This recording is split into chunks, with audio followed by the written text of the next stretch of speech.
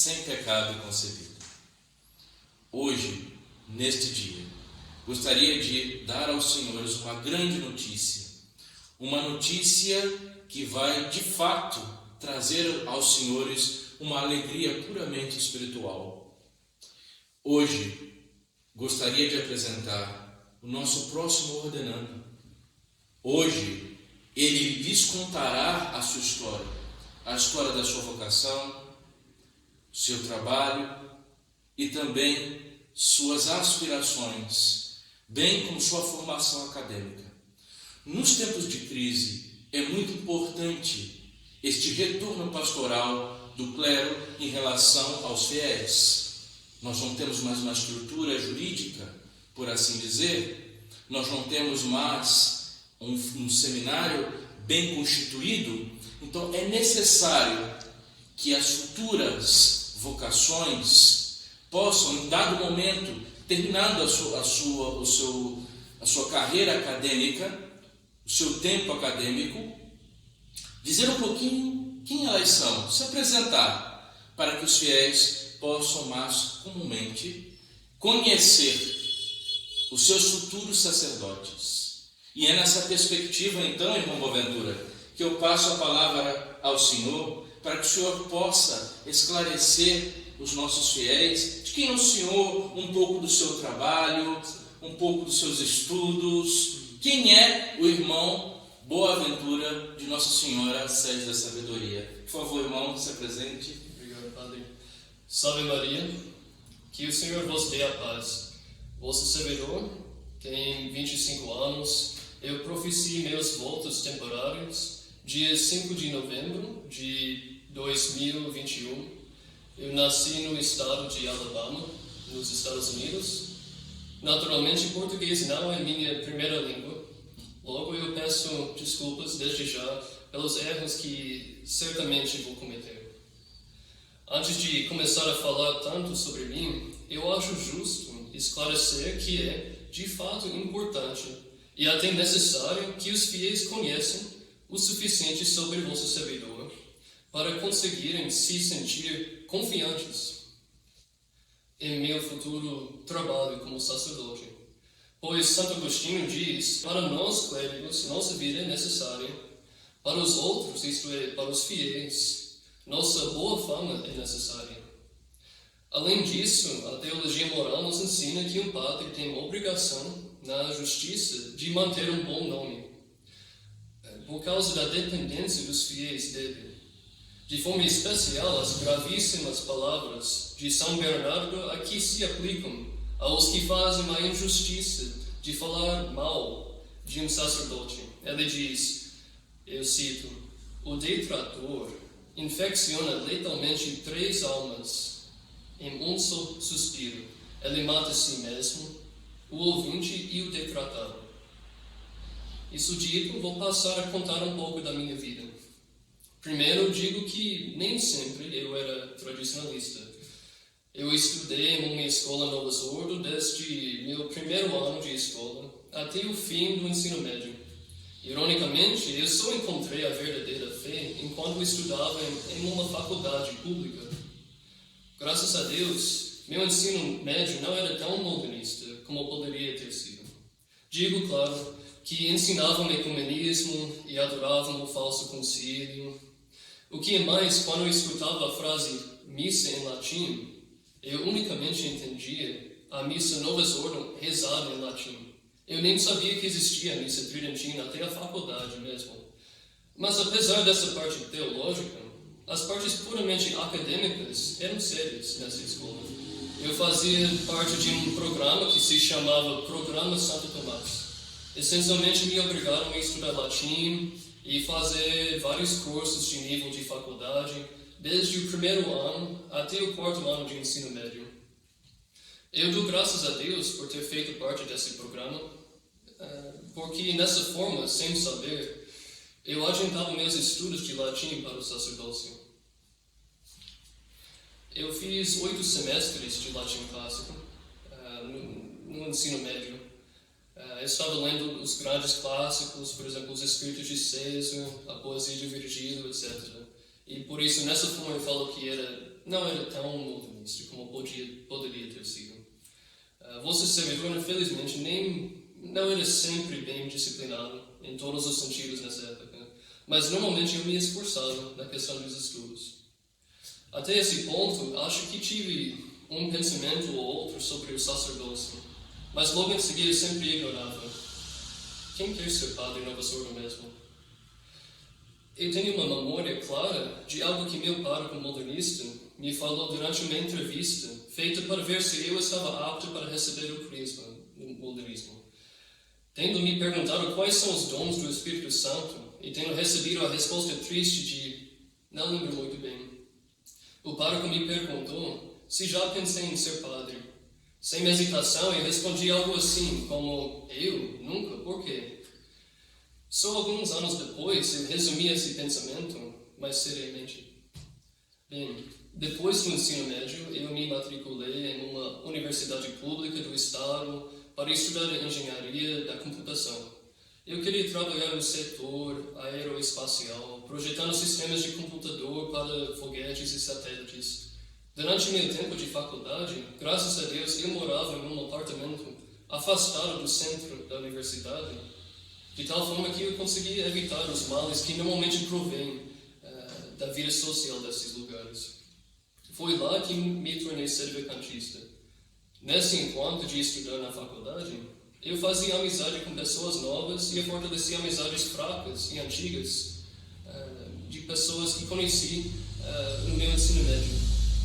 Um desses amigos antigos, em particular, realmente foi a ocasião pela qual eu conheci a tradição e fui edificado para seguir minha vocação. Nós dois começamos a assistir mais coisas da Igreja Nova Sordo, de nossa circunscrição. Começamos a fazer estudos em grupo de Sagrada Escritura, devoções, coisas assim, ainda dentro do Nova Sordo. Ele, meu amigo, era muito piedoso já nessa época. Eu ainda estava aprendendo.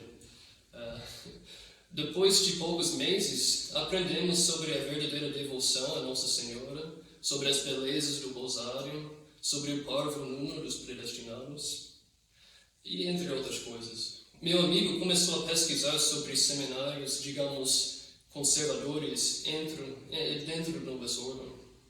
Poucas semanas depois de começarmos a rezar o Santo Terço diariamente, assistimos nossa primeira missa de indulto. Um breve tempo depois, eu não vi meu amigo no Nova Sordo, na missa Nova Sordo, um certo domingo.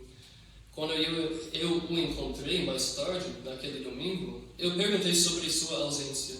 Ela me explicou o sedevacantismo, pois ele tinha encontrado essa explicação da crise na internet um tempo logo antes.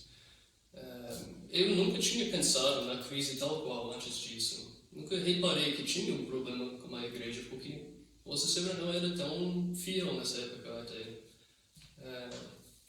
Eu parei e conversei com ele umas 3 horas. Eu pesquisei nos dias que seguiram essa conversa e, eventualmente, também eu fui convencido pela evidência. Em breve, assistimos nossa primeira missa de um padre sedevacantista, 3 horas de distância da universidade, de carro. Então, com a graça de Deus, eu comecei a desenvolver a minha vida espiritual. Assim, eu comecei a sentir o forte desejo de me tornar monge, ou talvez padre, de consagrar minha vida inteira a Deus de forma total. Tendo conversado com o padre da missão, meu amigo e eu visitamos um seminário. Por conta da rapidez da nossa conversão, tínhamos que esperar um ano inteiro antes de entrarmos no seminário. Isso seria nosso segundo ano da faculdade, tendo você ser convertido assim no segundo semestre do primeiro ano da faculdade, por volta daí. E nas férias entre meu primeiro ano e segundo ano da faculdade, eu visitei a missão de Padre Francis Miller, agora nosso superior geral. E eu falei com ele sobre minha possível vocação. Ele me convidou para ser frade franciscano, tendo reparado meu desejo da vida religiosa. Então, depois de terminar meu segundo ano de faculdade, eu entrei no seminário Most Holy Trinity. Além do mais, Esse meu amigo também ele foi para o seminário. E, se Deus quiser, ele vai ser ordenado em maio, poucos dias antes de vosso servidor. Rezem por ele. Eu amava muito meu tempo de seminarista secular, tanto é que eu acabei me afastando da ideia de procurar a viver a vida religiosa tal qual. Eu aprendi tantas coisas. Eu desenvolvi uma grande reverência e grande respeito por Dom Semple e pelo clero do seminário. Eu me esforcei muito naquele período de 2 anos. Eu procurei nunca faltar aos meus deveres e estudos. Lá eu fiz curso completo de filosofia, isso é, lógica, cosmologia, metafísica. Também fiz mais 2 anos de latim, 2 anos de grego, um pouco de hebraico. Sempre tinha aulas de história da igreja e de comentário da Sagrada Escritura. Também 2 aulas ensinadas pelo próprio Padre Chicano, ele ensinou liturgia e direito canônico. Na verdade, eu fiz parte da última turma que recebeu aulas dele, esses 2 anos. Entre outras aulas. De fato, antes de vosso servidor sair do seminário, eu fui marcado para dar aulas de latim para os do 2º ano, pois então eu tinha 6 anos de experiência de latim. O reverendo padre Pedro, meu guardião, me pediu para falar aqui que sim, é verdade. Em todas as matérias que eu acabei de listar, eu sempre tirei pelo menos 9. Mas eventualmente eu decidi deixar de ser seminarista secular e abraçar a vida franciscana. Toda vez que eu tinha férias, vossa servidor passava a maioria delas aprendendo sobre o apostolado com o padre geral, com o padre Francis Miller, lá nos Estados Unidos. Nós íamos juntos para as várias missões dele. O padre Pedro eventualmente entrou em contato comigo e aos poucos eu conheci a comunidade de irmãos aqui no Brasil. Chegou uma certa hora que eu reparei minha escolha: continuar no caminho de padre secular ou deixar mais uma vez tudo para trás.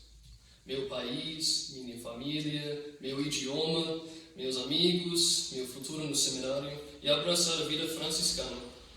Esse ideal tão sublime de me consagrar mais perfeitamente a Deus. Depois dessa escolha, o que aconteceu?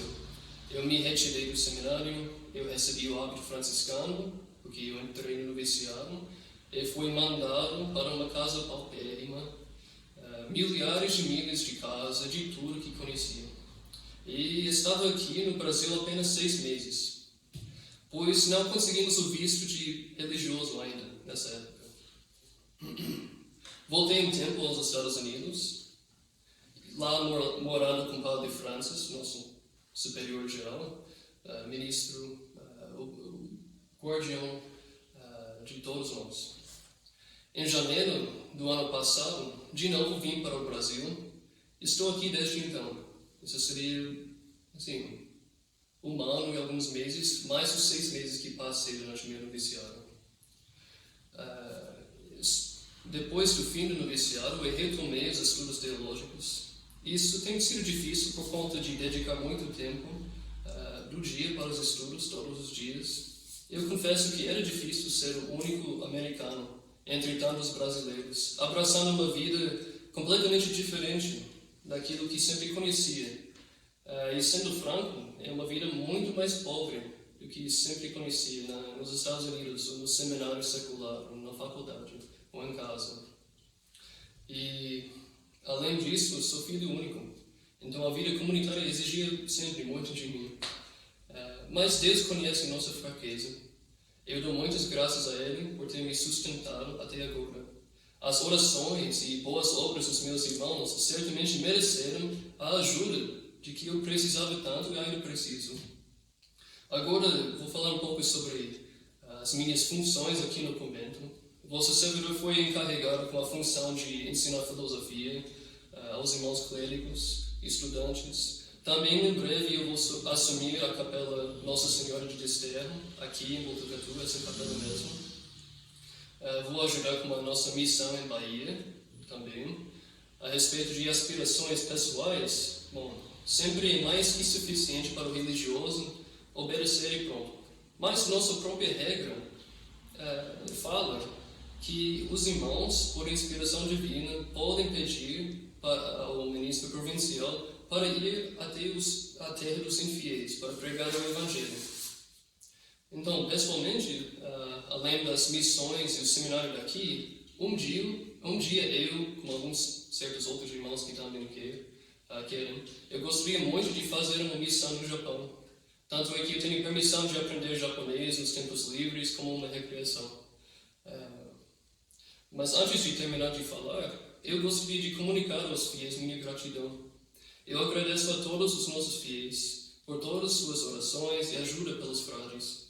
Gostaria de convidar todos a assistir umas cerimônias dos dias 19, 20 e 21 de maio.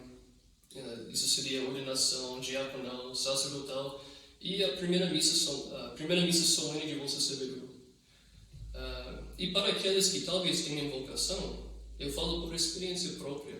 Se exercitem em oração mental e peçam a Nosso Senhor e a Maria Santíssima a graça de abraçar aquele estado de vida que Deus quer para nós. Não é à toa, meus caros irmãos, que neste mês de março gravamos esse vídeo com a apresentação do nosso irmão Boaventura. Março é o mês no qual nós comemoramos a festa de São Patrício. E se pusermos melhor atenção, chegaremos à conclusão, olhando a história de São Patrício, que é um desafio o apostolado. E mais do que no tempo dele, eu diria que hoje nós temos um grande desafio por falta de um governo, de uma autoridade legítima, falta de dioceses, escassez de sacerdotes.